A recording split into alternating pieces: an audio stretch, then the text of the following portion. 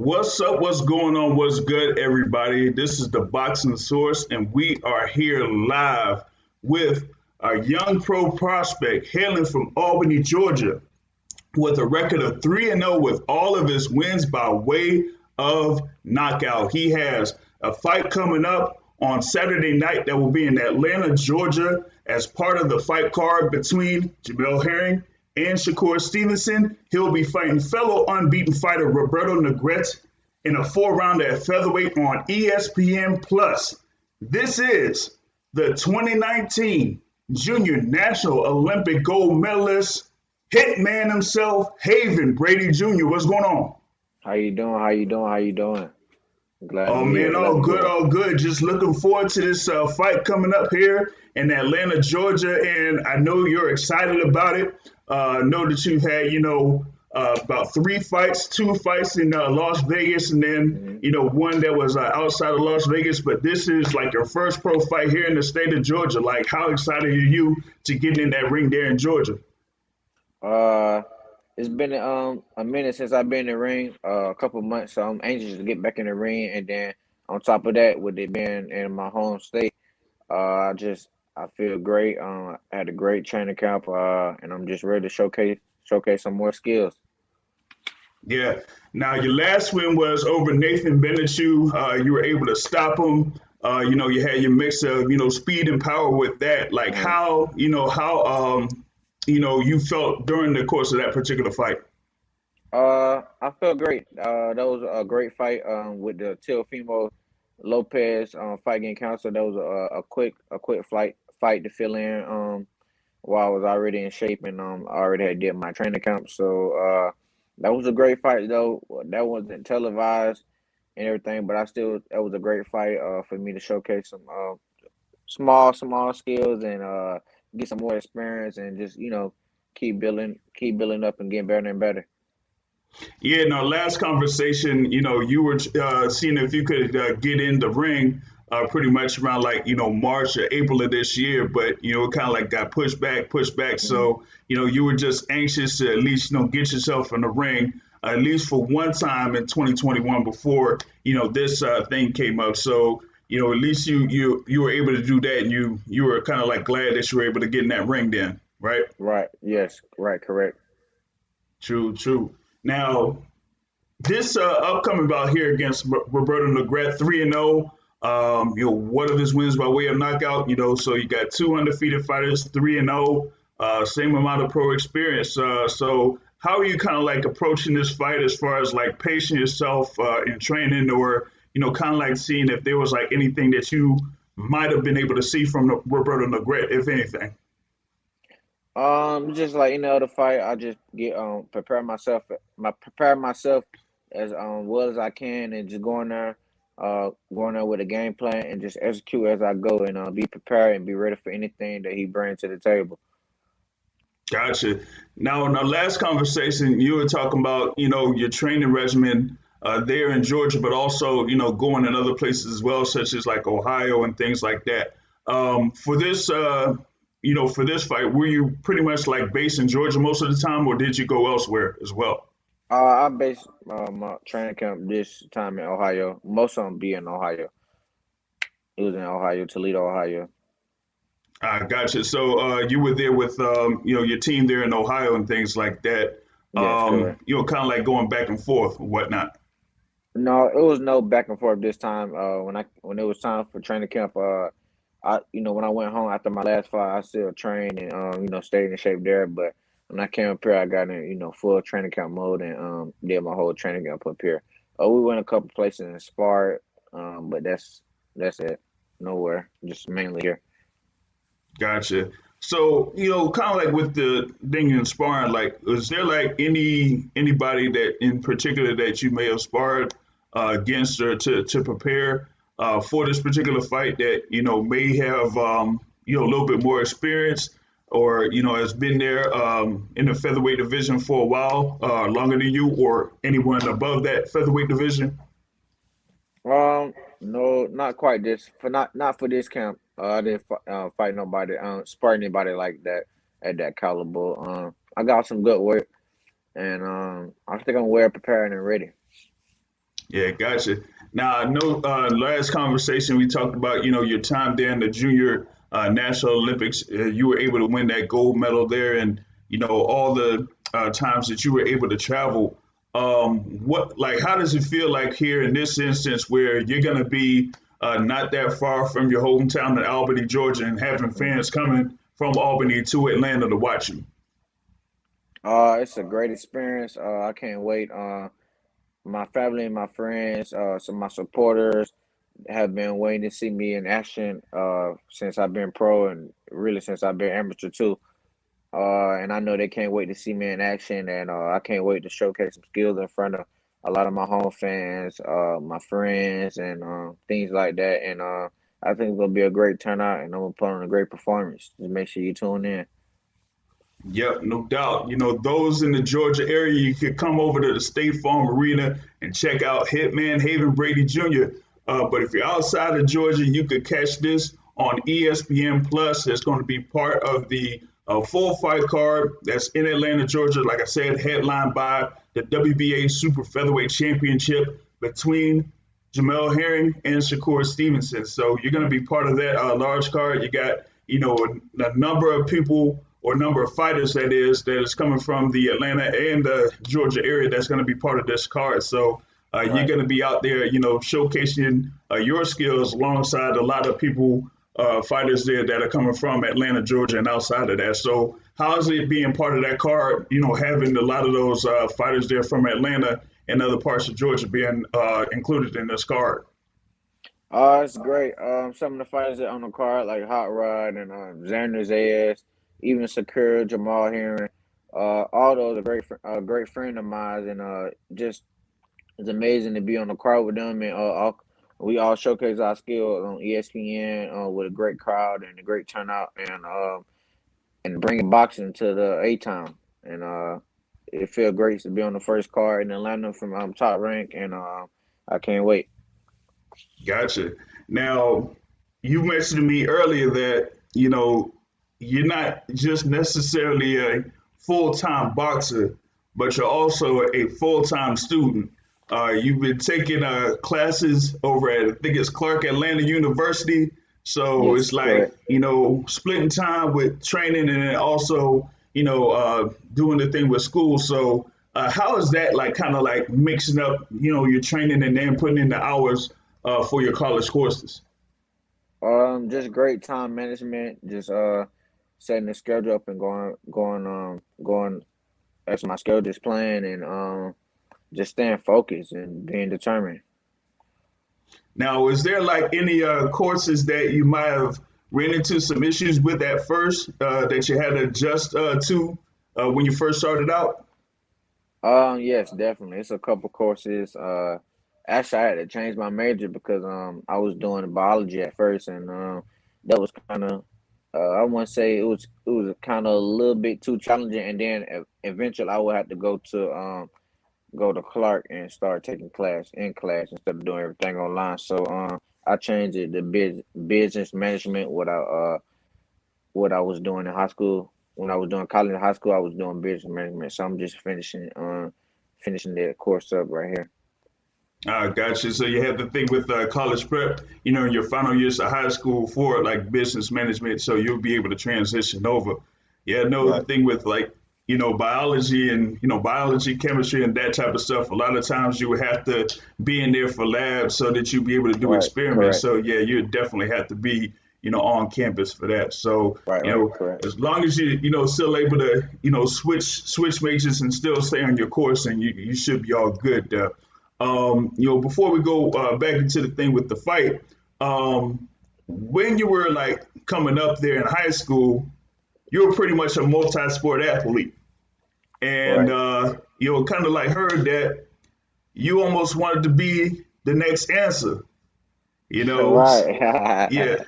and so you were like crossing folks up in the basketball gyms and Yeah, things it like goes that, south. but yeah, but you kind of like came into a head as far as like making a decision, either it was going to be balling or boxing. Like kind of go back to that particular point when you were like, hey, I gotta either hang up the thing for the ball or hang up the gloves. just go back to like when that happened. Um, since I've been growing up, I always played basketball, and I started boxing around the age of 8. I was just learning how to defend myself when I was in Atlanta with my dad, and I did it probably a couple months, like a summer or two, and I really just I didn't learn much then. I just learned how to jump rope mostly, and Hmm. when I got to Albany, it was 4 or 5 years past before I even started boxing again, and that's when I said I completely started around then. So I was the age of 12 or 13. So that's when I started boxing actually, and by that time I was already playing basketball. I started playing basketball since I came out the womb. So I always been a basketball player, and for a long time I was juggling it too. When basketball season, I'll be playing basketball, and then when boxing, even though boxing year round, but when more tournaments are more active and things like that, I'll box, and I was just doing both back and forth. And then when it got to high school, I had to. It was got to the point where I had to choose one because it was either was I gonna box or play high school varsity basketball because varsity basketball take a lot of time and I wasn't gonna be able to box and things like that like I should. So it wasn't until my ninth to 10th grade year that I finally Hmm. made the decision to completely box. And which what made me make the decision was in boxing, I feel like I could control my own destiny. I'm my own boss, and I don't have to wait on nobody or worry about no coach or anything like that. And I just thought I could see myself elevate and be bigger and in a more factor in boxing. So that's why I chose that. And Yeah, I mean it's like tough thing with basketball because you got even though with basketball it's kind of like all year round you could play it anytime anywhere indoors and outdoors. But when it comes to like the team game, you got camp that could be coming up in the fall, and mm-hmm. so you got to prepare for that for the basketball season in the winter and spring, and then Right, correct. still kind of like get in and out of that during the summer too. Where in boxing, like you said, with the tournaments, those usually kind of like start up or jump off around the spring and summer, and so it's like you got like a little issue there. So yeah, making that Right, decision there, like you said, I mean, you'll be able to go at your own pace and everything like that. But from that point to now, it's been very successful. Like you said, decorated amateur career and starting off here at 3-0. So it's definitely worked out very well for you. yes, Now sir, definitely. going back into your fight here against Roberto Negrete, like kind of like going to like what I would say like your approach as far as like trying to your entry going into the fight and things like that because in our previous conversations we talked about your gear, the hitman gear, HBJ and all of that. Right, So yes, sir. do you know if do you know if you'll have something that kind of like maybe the matches the black, you could be in all black or something different?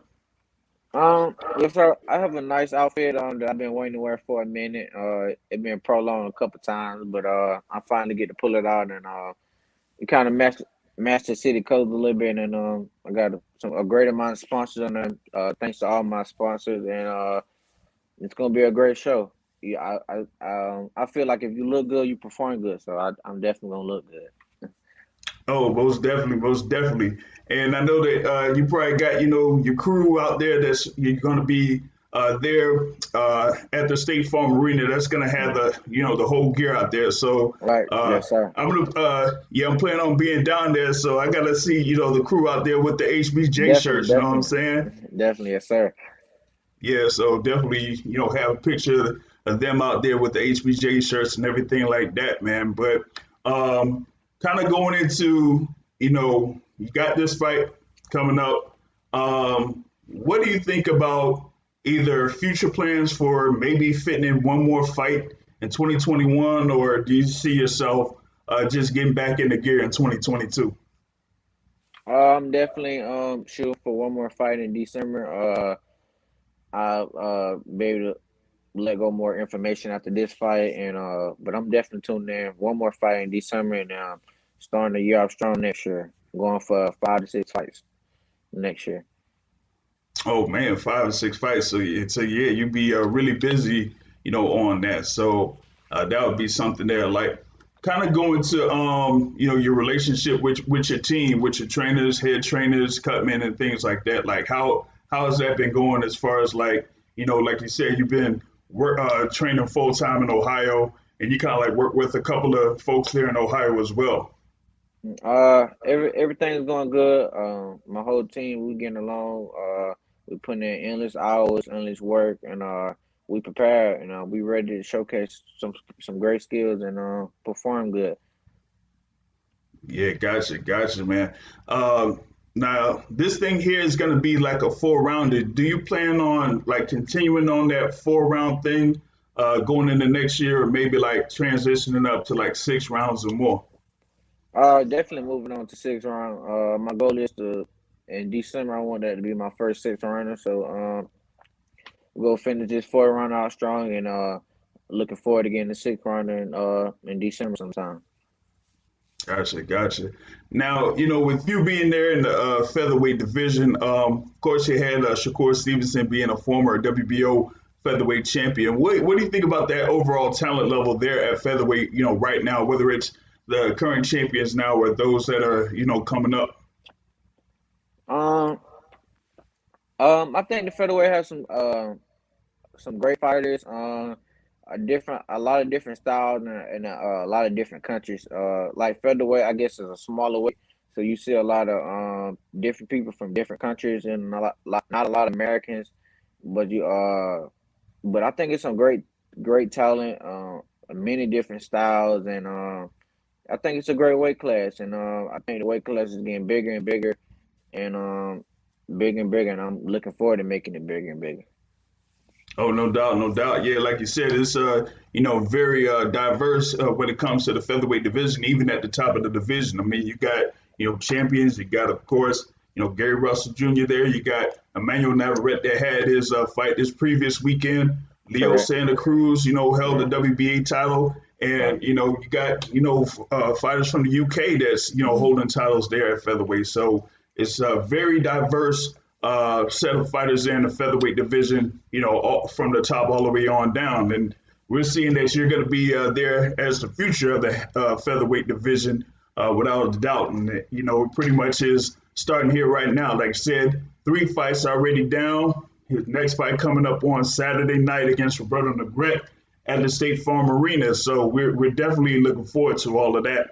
Yes, sir. Um, was there like anything that you kind of seen from this particular opportunity that you might see yourself kind of like featured a little bit more in these type of cards that are like on ESPN and ESPN Plus? Because you've had like a couple of fights that were at the bubble in MGM last year that were Mhm. part of ESPN Plus. So do you see yourself being more and more featured in these type of cards? Yes, most definitely. I think the exposure is great on ESPN. Getting more followers and more supporters, more fans, and I think it's a great platform. And also, I feel like I do way better under the lights. When I feel like I'm under lights, or what they call it, under pressure, I perform real good. And I like the experience, and I'm looking forward to keep fighting on ESPN and other platforms if it in due time. Yeah. Now, in our previous conversation, we talked about you performing there in the bubble in MGM Grand in Las Vegas with no fans or not that many people around. But now here we are coming up, and you're there in Georgia, not that far from your hometown, and you're gonna have all of those fans there. So, how excited are you for that happening here in your fourth professional fight?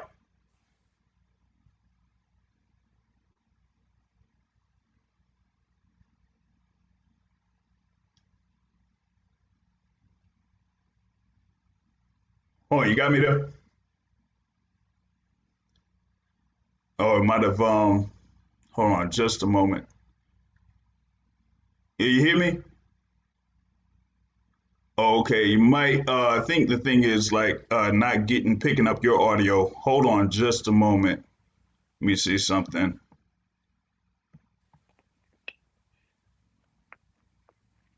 All right, see if you got it on now. Yes. All right, there we go. Now we all good. So yeah, I was talking about this being your fight, not that far from Albany, Georgia. Coming as a contrast to you being at the bubble at MGM Grand where there were no fans. So how excited are you for all that? I'm very excited.